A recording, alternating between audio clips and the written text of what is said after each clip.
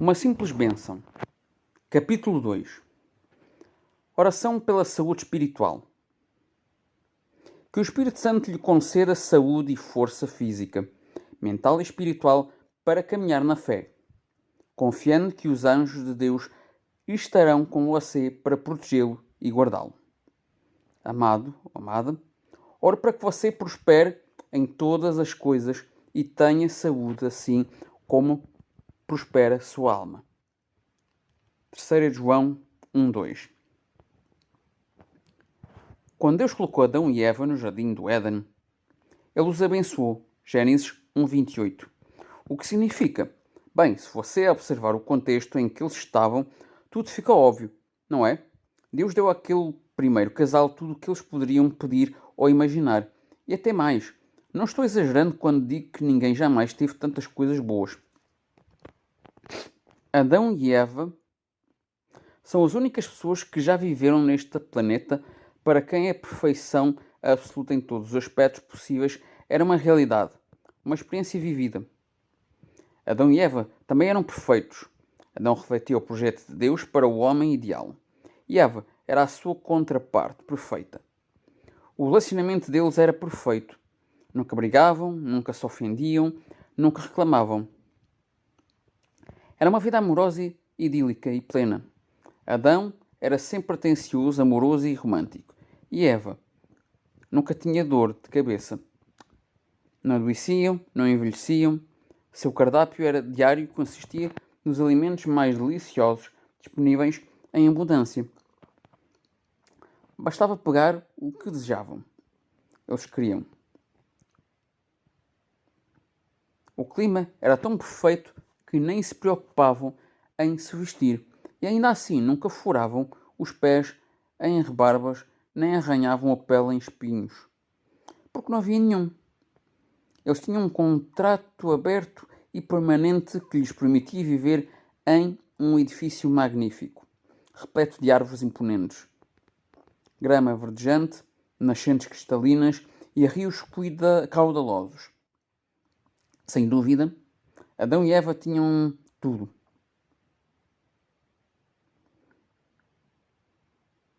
Eles haviam sido grandemente abençoados. Mas espera um minuto. Quando lemos um pouco mais sobre essa bênção em Gênesis, vemos que eles também tinham responsabilidades. Sejam fecundos, multipliquem-se, encham e subjuguem a terra. Gênesis 1:28. Portanto, eles não eram apenas receptores passivos da bênção. Havia algo que Adão e Eva precisavam fazer para experimentar a bênção de Deus. Eles receberam a ordem de se multiplicar e governar. Bem, essas eram de facto condições de responsabilidade, porque a maioria das pessoas adora aquela parte sobre ser fecundo e multiplicar-se, e quer cumpri-la sem precisar de que lhe digam. Além disso, a ideia de governar é atraente para quase todos. Gostamos de controlar as coisas, sejam como executivos de uma grande corporação ou simplesmente por termos nosso próprio espaço. Mas tudo o que vemos nesses requisitos que implicam a bênção de Deus é meramente a gratificação de desejos naturais. Talvez estejamos perante o significado mais profundo.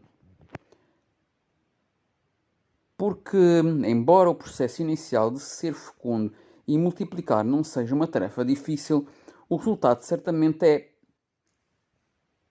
Criar filhos envolve enormes responsabilidades e exige sacrifícios difíceis de suportar. A ideia de governar a terra, ou pelo menos ser rei de alguma pequena colina, apela aos nossos instintos naturais, até nos lembrarmos de que Jesus disse aos seus discípulos: mas entre vocês não será assim. Ao contrário, quem quiser tornar-se importante entre vocês deverá ser servo de todos. E quem quiser ser o primeiro deverá ser escravo de todos. Mateus 20, 26-27. Nem tudo que reluz é ouro, não é mesmo? A bênção que abençoa os outros. As bênçãos de Deus envolvem mais do que simplesmente recebê-las passivamente. Com cada bênção que nos beneficia, parece haver uma responsabilidade correspondente para um com os outros. Naturalmente, tendemos a focar no aspecto eu, mas esquecemos o aspecto o outro. Esse é o nosso grande problema. As duas partes da bênção estão contidas em um único pacote. A bênção recebida não se completa até que cumpramos a exigência que a acompanha. E parece que isso sempre envolve uma responsabilidade para com os outros. A bênção nos honra não apenas porque flui de Deus para as nossas vidas, mas também porque continua a fluir das nossas vidas para os outros. Como eu disse no capítulo anterior, o piano, na minha sala de estar, não absorve a música que eu não toco para ele e a guarda a 7 chaves, guardando-a com carinho e considerando-a um assunto privado entre ele e eu. Ele não se apega a sentimentos, nem se envolve em nada, nem entra em estado de êxtase religioso quando a toco. Pensando que este é o propósito final de sua existência, a bênção não estará completa até que passe pelo instrumento. Essa palavrinha de novo. E se torne música para aqueles que a ouvem. Uma bênção guardada para si não é bênção alguma. Você consegue imaginar Jesus deixando a glória do trono celestial para vir à terra, apenas para subir ao topo de uma montanha e passar seus dias em comunhão particular com Deus, orando e lendo as Escrituras?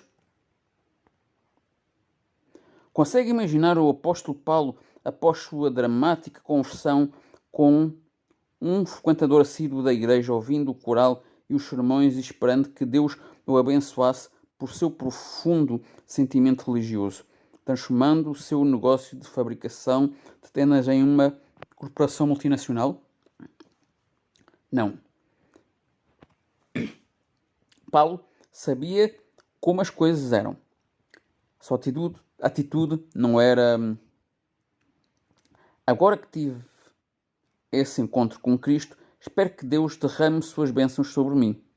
Em vez disso, sua atitude era: Senhor, prepara-me para que eu saiba como transmitir as tuas bênçãos a outros. E Paulo certamente abençoou muitos. Ele, sem dúvida, merece o título de maior evangelista de todos os tempos. Por meio de suas viagens missionárias e escritos bíblicos, ele espalhou as boas novas de Jesus para mais pessoas do que qualquer outra pessoa jamais poderia alcançar. É fácil desejar os benefícios da saúde e prosperidade espiritual, sem esforço ou sacrifício. Em que aspectos da sua vida você já tentou fazer isso? Quais eram as suas expectativas? Quais são as suas expectativas agora?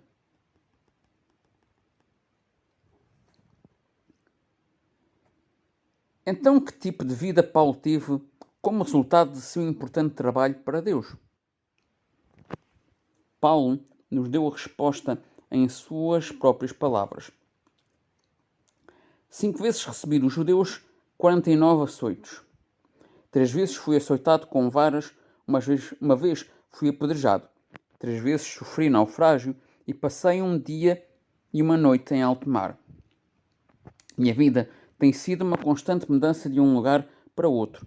Perigos de rios perigosos, de salteadores, perigos do meu próprio povo, perigos dos gentios, perigos na cidade, perigos no campo, perigos no mar e perigos de falsos irmãos.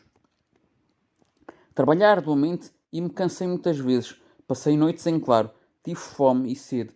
Muitas vezes fiquei sem comer, passei frio e fiquei nu. 2 Coríntios 11, 24 a 27. Acho que consigo adivinhar o que você está pensando, porque para mim também é fácil pensar a mesma coisa. Se fosse isso mesmo, de chamarmos isso de bênção, então não me interessa nem um pouco. No entanto, antes de gravarmos essa ideia em nossos corações, precisamos de nos aprofundar um pouco mais na vida de Paulo. É verdade que ele sofreu mais dificuldades do que se poderia esperar. E, no entanto, lendo suas cartas, você pensaria que ele era um homem mais feliz do que já existiu. Ele amava as palavras, alegria, contentamento, alegre regozijo. E as usava frequentemente em suas cartas, muitas vezes com um grande entusiasmo, como nesta passagem. Alegrem-se sempre no Senhor. Repito, alegrem-se. Filipenses 4:4. Em todos os casos, ele falava de sua alegria ou da alegria de estar em Cristo, que ele compartilhava com outros cristãos. Dói-me dizer isso, mas certamente há muitos cristãos hoje que distorceram essa ideia, porque muitas vezes a autenticidade da vida cristã é julgada pela abundância de bênçãos que alguém recebe como coisas que podem constituir o que chamamos de boa vida. Uma bela casa, carros novos, uma carreira de sucesso, uma conta bancária recheada. Quando vemos que um cristão tem tudo isso, é provável que pensemos: Deus realmente o tem abençoado. Então ele deve estar fazendo algo bom. Não me interpretem mal. Existem cristãos genuínos que vivem em Deus e que experimentam esse tipo de sucesso material.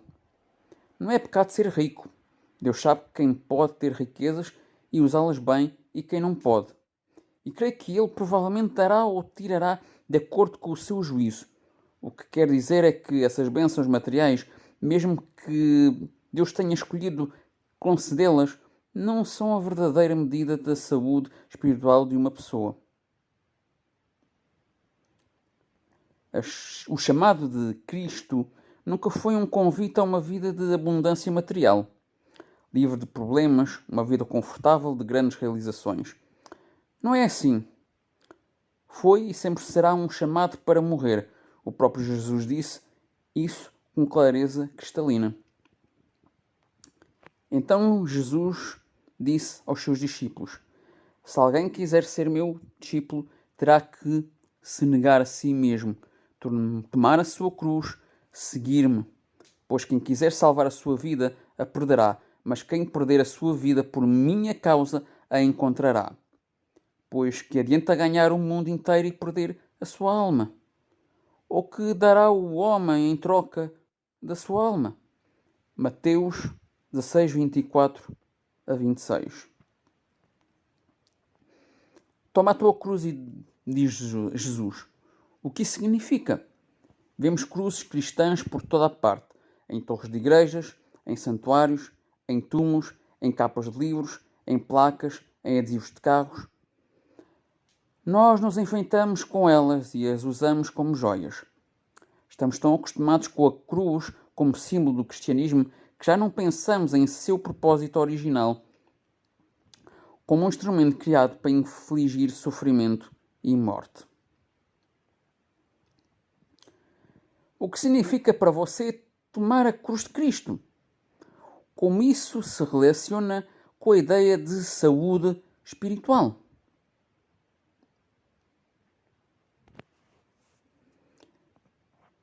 No entanto, quando Jesus nos disse para tomarmos a nossa cruz, ele estava de facto pensando em seu propósito original. Ele queria dizer que devemos morrer para nós mesmos, devemos nos considerar mortos para o instinto egoísta e egocêntrico que nos faz agarrar às nossas próprias ambições, prazer e confortos. Isso significa entregar a sua vida a Cristo e deixar que o seu espírito o guie de acordo com esse conceito. Se isso significa que você terá que sofrer, bem, junte-se ao clube. Nesse clube estão Paulo, os apóstolos, o próprio Cristo e milhões de cristãos que sofreram até os dias de hoje. O amor sempre envolve responsabilidade e sacrifício. Não amamos verdadeiramente a Cristo se não estivermos preparados para assumir a sua missão e carregar a nossa cruz. William Barsiat. Jesus disse: quem não toma a sua cruz e não me segue não é digno de mim. Mateus 10:38. Para reflexão e ação. Morrer para nós mesmos e viver para Jesus nos abençoa imensamente com paz, alegria, amor e graça. Como você poderia especialmente tomar a sua cruz hoje para ser uma bênção para os outros?